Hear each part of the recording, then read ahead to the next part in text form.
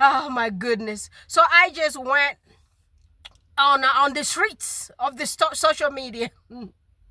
I heard the English media is crying. The English media is crying how they lost Harry and Meghan.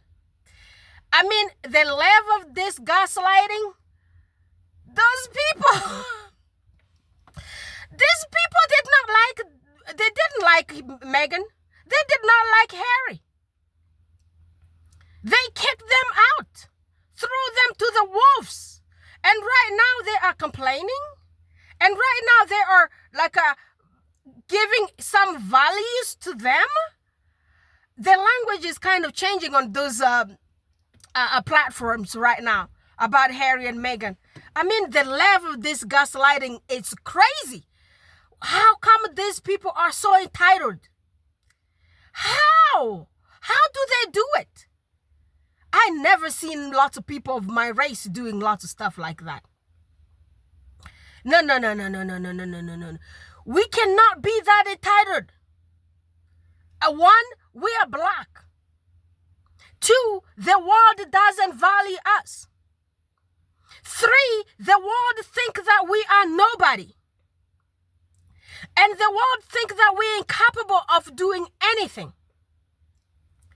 But did you guys see the difference? Did you all guys see the difference between what Meghan Markle is giving? What you think of us is not what we are. You are seeing the difference because you refuse to accept that we have impact on this planet. You refuse to acknowledge anything a black person does. Everything we do has no values to your eyes. Yeah, people, you know who I'm talking about? The racists. I'm not talking about everyone of other color. I know some people of other colors do have respect for us, but not the racists. The racists think that we are not nobody. We are nothing. And all of a sudden, Meghan became important. I ain't got no words. Guess what?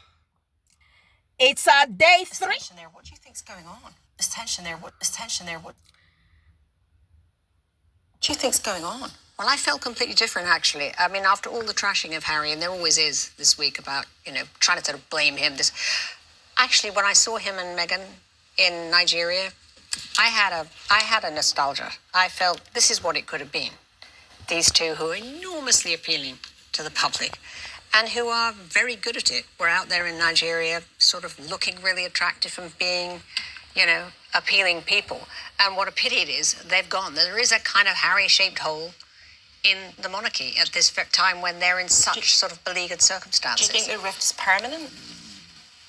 It might be because things tend to get more and more ossified, like they did with the Windsors. But I think we needed Harry and Meghan.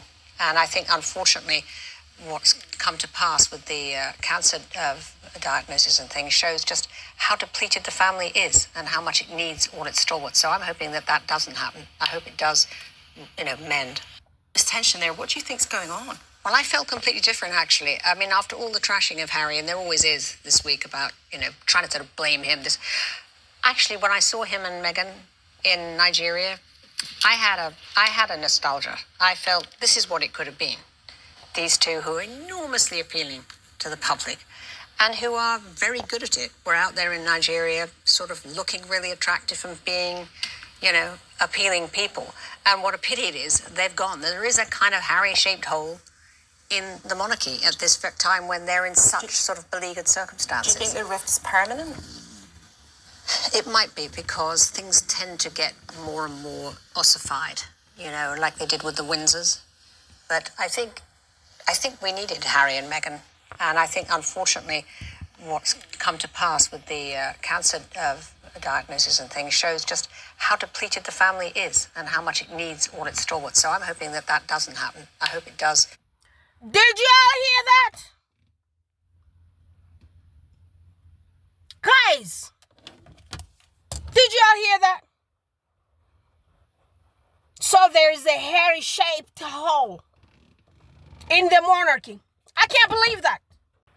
Family, ain't this crazy enough? They want them now after seeing their impact in Commonwealth country of Nigeria, the country of my ancestors, the motherland. All of a sudden, Harry became important. Oh my goodness, I cannot believe these people. But do you know some people just don't have no shame? Some people have no shame. Those are the same people who said all the heinous stuff about this couple. They said lots of terrible stuff about this couple. And all of a sudden, their language is changing. I just can't believe it. I can't believe it. He's like a duck to water. This is what he knows and does best. And more importantly for him, I think, he's able to cut out those things he doesn't like. So none of the stuffy formality, no British press pack following him around. And so it's a chance for us actually to get to see the Harry that we once knew and loved. He's been really visible over the last few days, I would say, being seen to be cheeky and fun-loving and caring and passionate. And I was just thinking, what a great loss it was to us to lose him and Meghan. You know, when they married, there was so much goodwill behind them all, and they were appointed as Commonwealth ambassadors. And I said at the time that Meghan was like the Heineken princess. There used to be a commercial, Heineken, the beer that reaches parts other beers don't reach. And she was going to be our Heineken princess, reaching parts of the Commonwealth that the monarchy perhaps had difficulty relating to. And we saw that in the initial time of the marriage, where she was actually connecting with young black youth in the Caribbean and in Africa. And of course, we've seen the troubles in the Caribbean with countries there wanting to become republics. And if they hadn't turned their back on the monarchy and acted as they have acted, you know, we could have had a huge asset there, which would have been a great boost for the Commonwealth. And I think this visit just reminds us of what a terrible situation we ended up with. The level of this gaslighting, them people are gaslighters. Gaslight. This is GB News saying this. I cannot believe these people.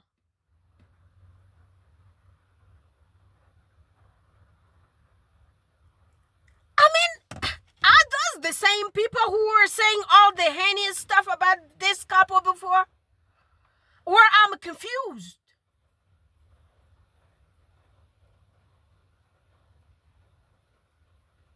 Oh my goodness, I didn't know that's how important this couple was. I did not know that. So they just waited for them to go to Nigeria and receive all this warm welcome. Guess what? Them racists couldn't have anything to criticize about my people.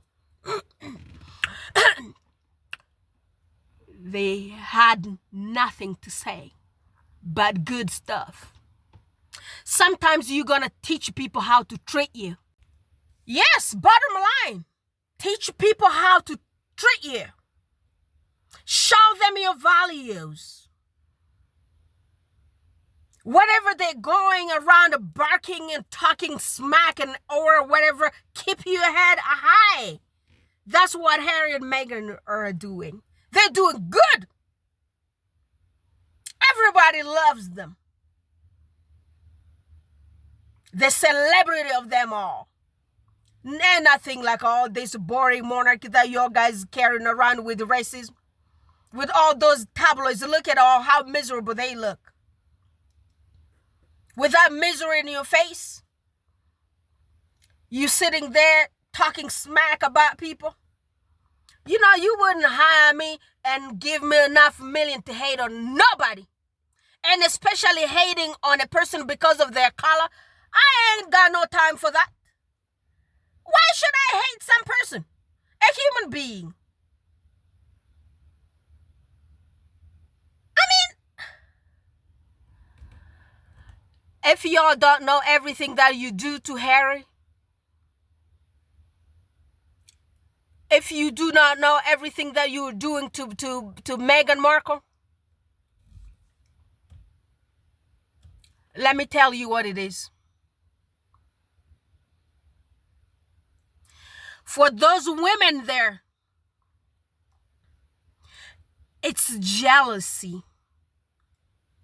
Because Prince Harry left all of them. I say it again. He left all of them with their whiteness. And he followed the black one with all her blackness. Y'all guys be acting like some side chicks. You acting like Camilla. Back with Diana. That's in your DNA. Side chicks. That's why y'all, all these women on the media here hate Meghan. Because they're hating the main wife because they're side chicks. They're thinking Harry's gonna even look at them. No. He likes the black one. He saw all of y'all guys there. Left here. Walked, traveled, moved from your country. Left the entire monarchy behind with $80 billion.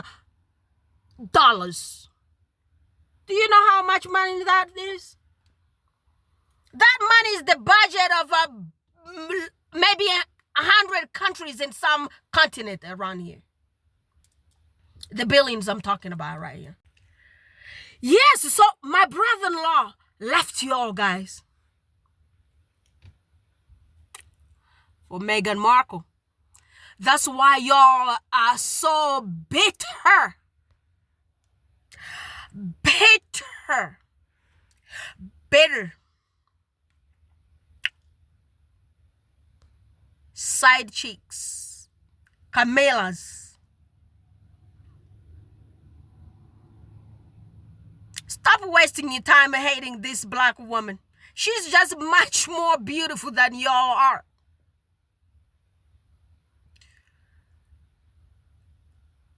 She is the beauty. I mean, look at her. And look at all those women saying bad stuff about her. Look at all those women sitting down trashing her on British media. Look at all those women. Look at them well. Tomorrow, come tell me what you saw. Okay?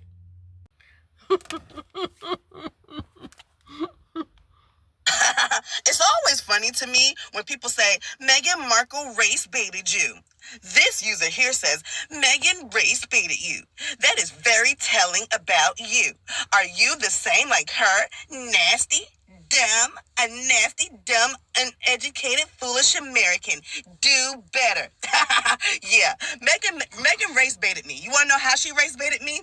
When I saw that she entered into that family over there, I saw the news articles call her exotic DNA. Say that she has exotic DNA. You know, I also saw when the news articles also said that she's almost straight out of Compton. I also was race baited when I saw that y'all keep lying about Mama Doria, saying that she was a drug addict or is a drug addict and that she's a felon and that Meghan Markle wasn't with her because she was too busy being in prison. Yet y'all cannot provide a mugshot or any type of proof of the things that y'all are spewing. Oh, she also race baited me when I saw that her child was compared to a chimp. Yeah, she race baited me. She sure did. This is all before they even have left the family or even have spoken a word before leaving the family on Saltine Island. And now with them going to Nigeria, there's articles saying Sussex is on safari. They're going to a country, not a zoo, not the animal kingdom, a country. But she race baits me. Yup, she race baited me. You know what I decided to do when I saw what was happening to her? I said, I'm going to stick beside her. I sure did. And baby, I ain't leaving her side yet. I don't think they could ever make me hate her. No. She absolutely race baited me before uttering a word publicly because the news articles did it for me. Yeah. So guess what? We're going to stand up for this couple until my last breath. We just can't let y'all guys fly, gaslighting them, doing what you're doing. You know? We're not going to let y'all guys fly anymore. I like those kind of sisters. I like to hear what my sisters are thinking about. So we could all come together here and expose this racism on the social media. With all that y'all guys said about this girl, all of a sudden you regret losing them. Because guess what? When they are doing some good stuff, you want them. When you think they are not doing some good stuff according to you, you tell all the lies about them, trash them, destroy their reputation.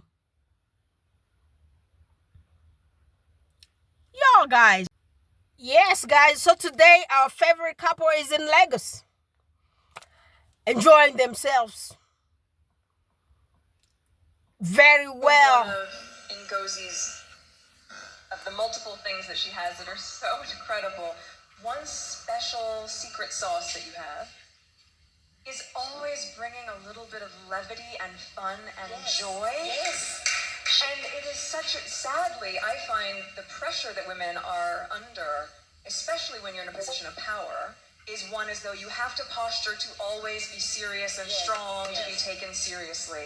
And to be able to find this incredible balance that she struck, to be so revered, so incredibly respected and powerful, and to say as we were planning this, but can we just have fun? Yes. That is beautiful and so refreshing. And I think that in terms of mentoring is a really key piece of it, because they can't be mutually exclusive, nor should they be. Yeah. My joy is seeing other younger women thrive. Not to be up with. Thank you, though. Thank you so May I much. just add to that Yeah. a little bit? Because So I think that's one of- the lady used to be one of the ministers in Nigeria. I don't remember what kind of minister she was, but she's very smart. She's a doctor. And you remember this lady, this same lady, I saw her on William's Earth, some kind of cleaning, wherever William was doing there. I don't even know if William even cares about the planet. But I remember seeing this same doctor there in the summit, wherever it was. I believe it was somewhere in America, because you know I don't be following lots of racists. I don't really care. But yeah, so those are the people Meghan Markle is hanging out with in Lagos. Yeah. So Meghan is hanging out with some important women. First woman to manage and run the World Trade Organization. Yeah, the person who is on the mic there, you can't see her well. She's one of the influential women in Nigeria. Yeah. They call her Mo. We didn't know that. Yeah, she's one of the richest lady down there. She's also in the media business. Engaging as much as we can and talk about things that are important to women. And I'd like to start with you, Meghan. Now, you found out recently that you are partly Nigerian. I did, yes.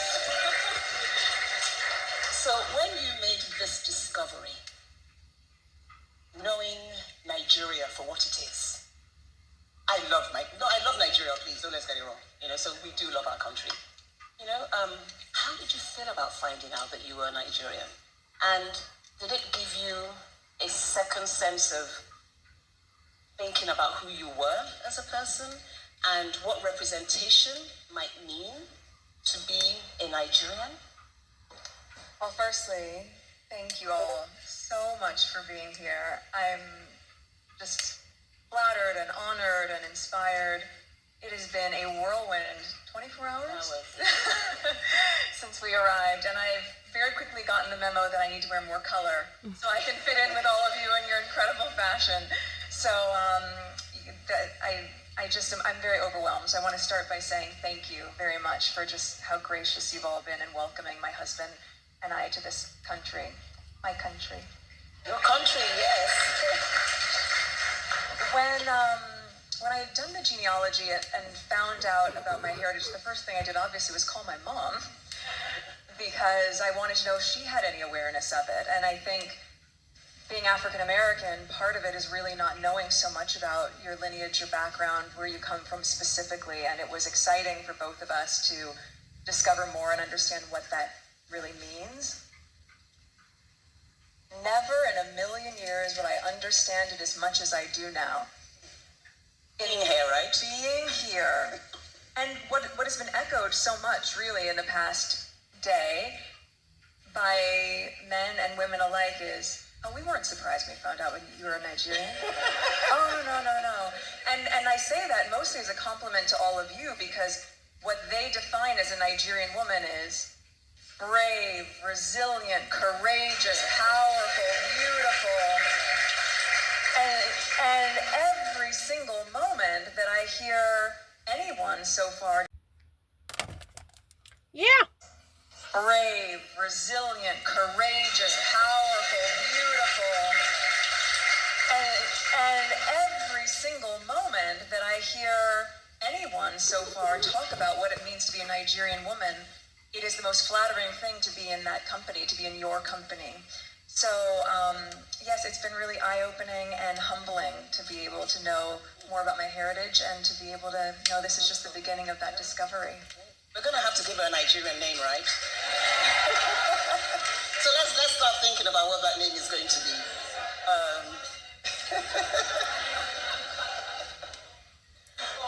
Ifoma, well, I'm going to go for Omowale. Ifoma, you're going to have all the different tribes, you know. Thank you.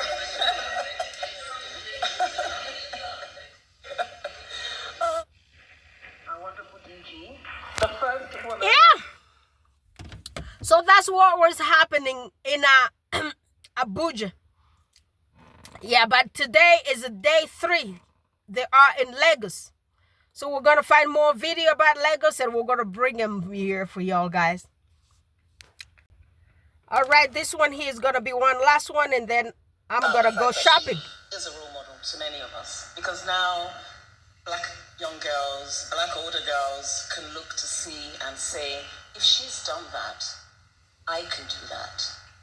What do you think are some of the things that we need to be able to do to ensure that there are more role models out there? Now, I'm doing this show, which is just one show, and the show can only be sponsored by First Time for Like, thank you very much.